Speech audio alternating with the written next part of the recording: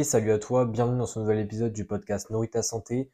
Aujourd'hui, j'avais envie de parler de comment garder le rythme lors des fêtes de fin d'année au niveau de ton alimentation, c'est-à-dire avoir l'alimentation, encore une fois, adaptée durant les fêtes pour atteindre ton objectif, peu importe lequel c'est. Et justement, au niveau de l'alimentation, eh bien, j'avais envie de faire un épisode là-dessus parce que les fêtes de fin d'année, évidemment, approchent et généralement, les personnes se posent lorsqu'on s'intéresse à l'alimentation, eh bien, est-ce que je dois faire quelque chose pour les fêtes de fin d'année au niveau de mon alimentation pour continuer à me diriger vers mon objectif ou tout simplement qu'est-ce que je dois mettre en place. Et généralement, il y a beaucoup d'hypothèses qui arrivent. Les personnes parfois décident de prendre directement place à l'action, ce qui est d'un sens bien, mais du coup font des choses qui ne sont pas forcément adaptées ou nécessaires pour leur situation.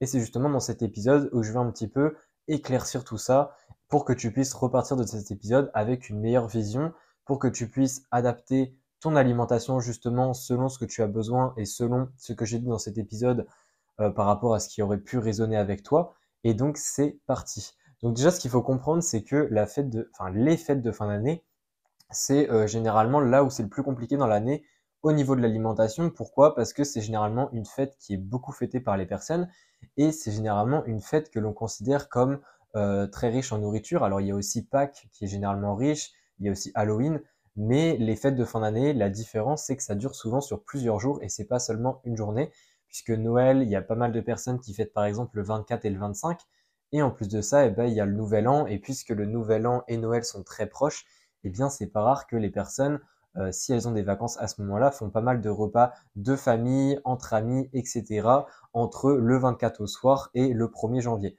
Donc, c'est pour ça que ça fait presque une semaine complète où l'alimentation est généralement très peu habituelle.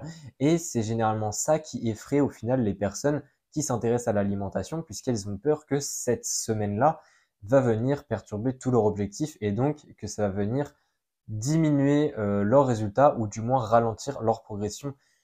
Sauf que évidemment, ça ne se passe pas réellement comme ça. Et comment au final adapter son alimentation lorsque les fêtes de fin d'année approchent? Eh bien, je vais te le dire, mais c'est pas si compliqué que ça. Au final, la principale chose qu'il faut faire, c'est de conserver l'alimentation que tu as. Et plus précisément, c'est de conserver l'alimentation que tu as à l'heure actuelle lorsque ce n'est pas un repas de fête. C'est-à-dire que jusqu'au 24 décembre, normalement, tu n'auras pas de repas de fête. Enfin, tu auras peut-être des repas avec des proches, avec de la famille, mais qui ne concernent pas Noël, on va dire, un anniversaire ou peu importe. Mais en tout cas, tous les repas qui ne concernent pas Noël, c'est-à-dire jusqu'au 24, et qui ne sont pas des repas de fête ou autres, eh bien, ces repas-là, il ne faut pas les changer. C'est-à-dire qu'il ne faut pas commencer à modifier ton alimentation en avance parce que tu sais qu'il y a Noël qui approche et que donc à Noël, tu risques de peut-être de manger trop et que donc tu décides les semaines avant de diminuer de ouf ton alimentation, de commencer à totalement changer ton alimentation. Moi, personnellement, je ne conseille pas vraiment de faire ça pour la simple et bonne raison que des fois, c'est tout simplement synonyme que tu penses forcément que les fêtes, ça va te faire prendre du poids et que c'est, on va dire, mauvais pour toi, alors qu'au final, selon moi, les fêtes de fin d'année, ça se passe qu'une fois dans l'année, il faut en profiter et j'en reparlerai même dans d'autres épisodes qui sont prévus dans le mois, mais encore une fois, il faut juste être réaliste et il faut pas tout de suite se dire que manger lors de Noël, etc., des repas très riches en calories, c'est quelque chose de très problématique. Il faut revoir un petit peu la vision globale qu'il y a, mais en tout cas, il y a ça et en plus de ça, il y a tout simplement le fait que, eh bien, le fait de changer ton alimentation juste avant les fêtes et que après il y ait cette semaine de fête, on va dire, où ton alimentation n'est forcément pas habituelle, je trouve que après pour reprendre ton alimentation dont tu avais l'habitude, mais qui du coup n'est pas l'alimentation de juste avant les fêtes, mais celle encore avant que tu avais avant d'adapter, on va dire, ton alimentation par précaution avec les fêtes, je trouve que de retrouver vraiment ton alimentation que tu avais bien avant, c'est beaucoup plus compliqué puisque ça fera plus longtemps en fait que tu l'auras, on va dire, arrêté. Et souvent, c'est un problème puisque l'alimentation que tu avais arrêtée parce que tu voulais prendre des précautions pour les fêtes, eh bien, cette alimentation-là, elle était adaptée pour toi, pour ton objectif justement, dans un cadre où il n'y a pas de repas de fête, etc., c'est-à-dire une très bonne partie de l'année. Et selon moi, c'est tout simplement avoir des difficultés à retrouver l'alimentation et donc potentiellement commencer une nouvelle année avec des difficultés, ce qui n'est souvent pas très motivant. Alors évidemment, de commencer à reprendre en main ton alimentation le 1er janvier, le 2 septembre ou peu importe, c'est la même chose. mais psychologiquement, souvent, le fait de mal commencer son année au mois de janvier pour un objectif qui nous tient à cœur, ça peut avoir un impact justement sur le reste de l'année ou du moins sur les premiers mois. Et selon moi, c'est quelque chose qu'il faut tout simplement garder en tête. Et c'est pour ça, selon moi, que juste avant les fêtes, il ne faut pas chercher à vraiment adapter l'alimentation. Donc en fait, tu es en train de te dire là, bah Raphaël, en fait, tu ne me donnes aucun conseil techniquement pour adapter notre alimentation avant les fêtes. Alors, c'est vrai que concrètement, il n'y a pas de conseil du style ajouter des pommes dans votre alimentation, ne mangez plus de féculents. Enfin, il n'y a pas de conseil comme ça avant les fêtes. C'est de garder ton alimentation comme elle est. Et au niveau des quantités, c'est pareil, de garder comme elle est. Puisque si tu commences à diminuer tes quantités avant les fêtes et que tu te retrouves à avoir beaucoup plus faim, mais que, bah oui, ok, peut-être tu perds un peu de poids, etc., mais que tu gères mal les quantités et donc tu as faim et que tu n'arrives pas à te remplir, et bien avec les fêtes qui arrivent après, ça peut tourner très vite au vinaigre, comme on dit, puisque les fêtes, c'est généralement des aliments qu'on n'a pas forcément l'habitude de manger, des aliments qui sont très alléchants, etc.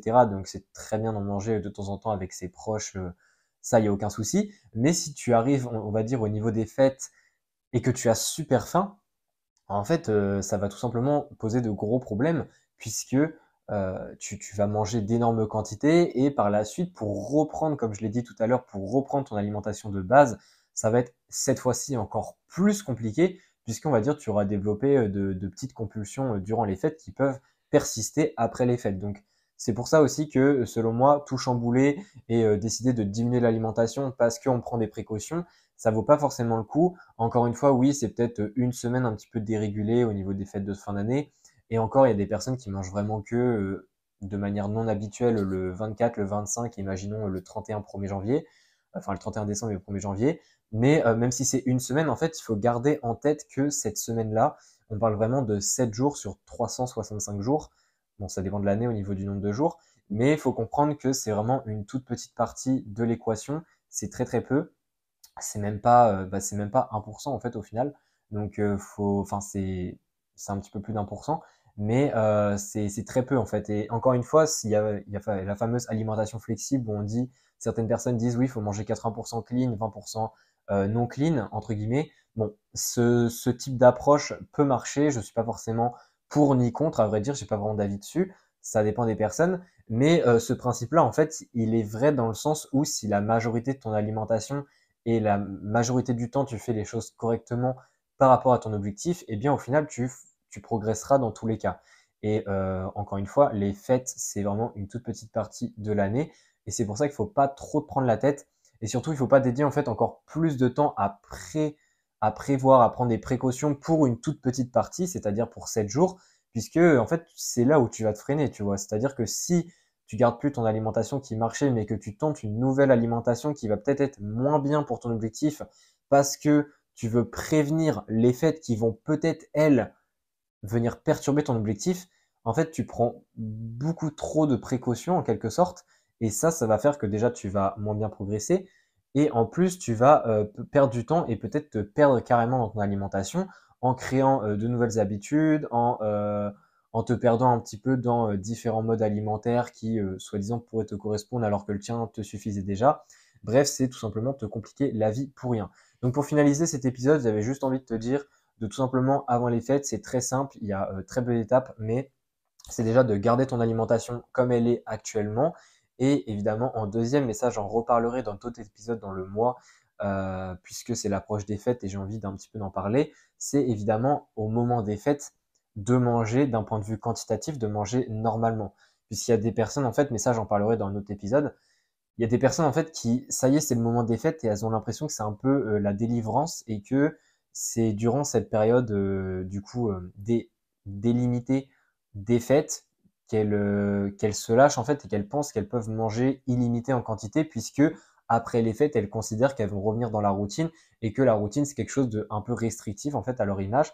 Et ça, c'est quelque chose qui pose évidemment problème. Donc c'est pour ça qu'une autre étape en plus de celle de continuer à manger normalement avant les fêtes, enfin bref, autour des fêtes, c'est aussi de manger, en termes quantitatifs, de manger comme d'habitude au niveau des fêtes. C'est juste que la qualité, le choix des aliments sera très différent, ça on est d'accord, mais c'est pas le problème. Si la quantité est là et que après chaque repas de fête, t'es pas à avoir mal au ventre, etc., eh bien, c'est que tu fais les choses correctement.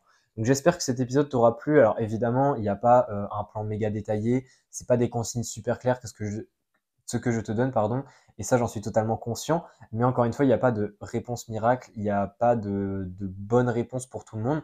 C'est du cas par cas. Si tu veux plutôt qu'on parle de ton cas personnel, n'hésite pas à m'envoyer un message. Je pourrais peut-être te donner des conseils un peu plus personnalisés selon ta situation et selon ton alimentation.